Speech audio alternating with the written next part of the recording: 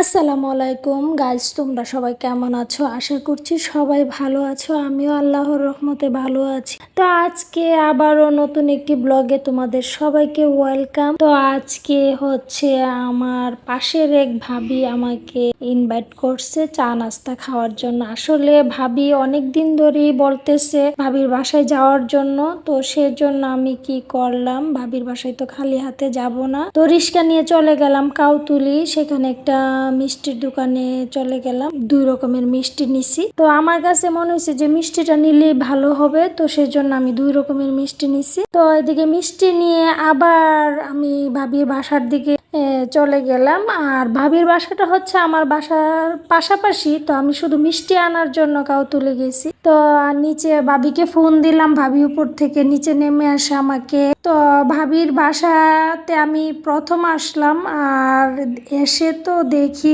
মাশাআল্লাহ ভাবি এত গুছানো, এত পরিপাটি, আর ভাবির বাসা তো অনেক সুন্দর। আর সত্যি কথা বলতে কি, ভাবির মন মানসিকতা, মাইন্ড সবই খুব ভালো। আমি আসলে ওনার সাথে আমার নতুন পরিচয়, তো ভাবি আমাকে নেওয়ার জন্য অনেকবারই বলতেছে। তো ভাবির যে আরো বান্ধবীরা, তো আমি ভাবির পুরা ঘরটাকে দেখলাম ঘুরে ঘুরে, আমার কাছে অনেক ভাল লাগছে। তো আমি বসতে বসতে অন্য মেহমানরা চলে আসছে।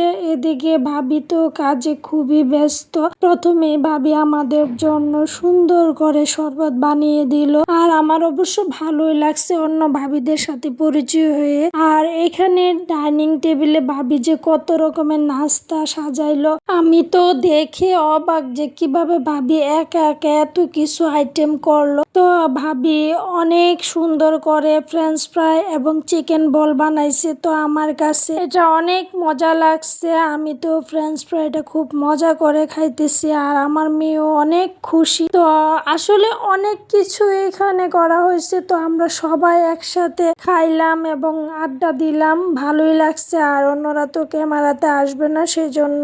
এদিকে আবার ভাবি চাও এনে দিছে। এত নাস্তা খাওয়ার পরে আবার ভাবি হুট করে চা এনে দিল, মানে কি বলবো, চাটা এত মজা হয়েছে, আমি তো না খেয়ে আর পারলামই না। অবশ্যই আমার পেট অনেক ভরে গেছে, আমি সহজে এত খাবার খাই না, তবে ভাবির এখানে এসে আমি সবগুলা খাবারই আমি খেলাম, আমার কাছে অনেক মজা হয়েছে।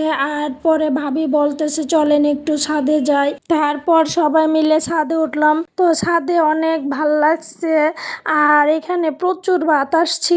তো এখানেও আমরা কিছুক্ষণ দাঁড়িয়ে কথা বললাম। তারপরে তো ভাবিদের সাথে পরিচয় হয়ে মিশে আমার অনেক ভালোই লাগছে। তো ব্লগটি এখানেই শেষ করলাম। সবাই ভালো থাকবে, সুস্থ থাকবে। আল্লাহ হাফেজ।